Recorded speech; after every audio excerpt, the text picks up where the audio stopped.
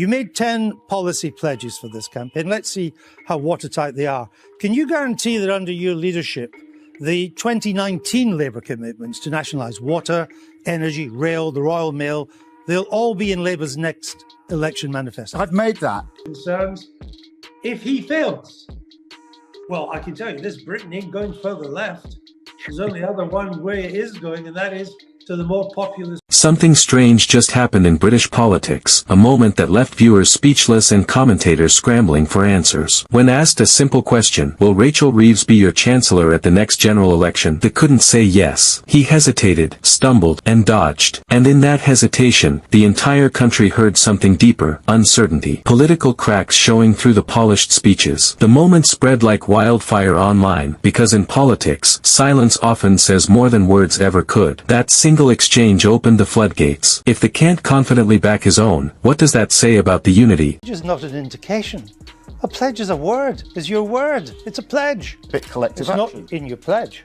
Well, the pledge is 3 lines, Andrew. You're not asking me for more detail, and I'm giving it to you. Well, but the fact is the 2016 Trade Union Act, when it comes to cribbing and curtailing union power, is not the key legislation. Because you're hiding behind the process. No, the Labour Party Why said, don't you do what the other candidates do and tell? Don't Labour members have a right, as they decide whether to vote for you or not, they want to know where your money's coming from? I've been asked that many times. I've said it's coming from trade unions, from crowdfunding, from individual donations. Who's your biggest donor? It's coming from those 3. One of my biggest donors was put up on the website, I think, yesterday. Right, that's one. Or chaos inside. While he repeated the same tired line about sticking to fiscal rules, the real question was left hanging in the air. British voters are tired of scripted answers, and this one sounded like a rehearsed dodge, a politician trying to buy time in a moment where clarity was expected. And then, from the outside, came the voice that cut through the noise. The former SAS star, known for his no-nonsense attitude, dropped what many are calling one of the most explosive rants of the year. He didn't mince words. He accused politicians of using military-style distraction tactics, confusing the public with virtue signaling, irrelevant debates, and emotional distractions, all to avoid tackling the real problems that Britain faces. Borders, culture, identity, the topics people whisper about but politicians avoid like the plague. Middleton's point hit hard. They distract you, they control you through division, he said. And when they can control you, guess what? We fall into chaos. His words echoed a frustration that millions across Britain feel, a growing sense that the country's leaders are playing chess while ordinary people are just trying to survive the game. Every policy speech, every economic promise, seems to come wrapped in buzzwords and distractions, while real issues, immigration, housing, national identity, remain buried under political spin. And speaking of identity, that's the heart of this growing storm. What is British culture today? What does it mean to be British? For decades, it meant being the umbrella culture, diverse, proud, and united by shared values. But now, some argue that very identity is being erased. Statues removed, traditions questioned, history rewritten, and anyone who speaks up is told to stay silent. Middleton's words struck a nerve because they voiced what so many feel, that being proud of British heritage has somehow become controversial. Meanwhile, the government's silence only fuels the fire. When leaders can't answer basic questions about their own team, and when they sidestep conversations about national culture, people start to wonder who's really steering the ship. Is this government leading with conviction, or just trying to survive the next headline? In the age of distraction, clarity has become the rarest political currency. So tonight, one thing's for sure, Britain is standing at a crossroads. On one side, a government tangled in fiscal promises and cautious politics. On the other, a public growing restless, demanding honesty, identity, and direction. Aunt Middleton's warning rings louder than ever. We haven't got time for this. Because when distraction becomes policy and silence becomes strategy, chaos isn't coming. It's already here.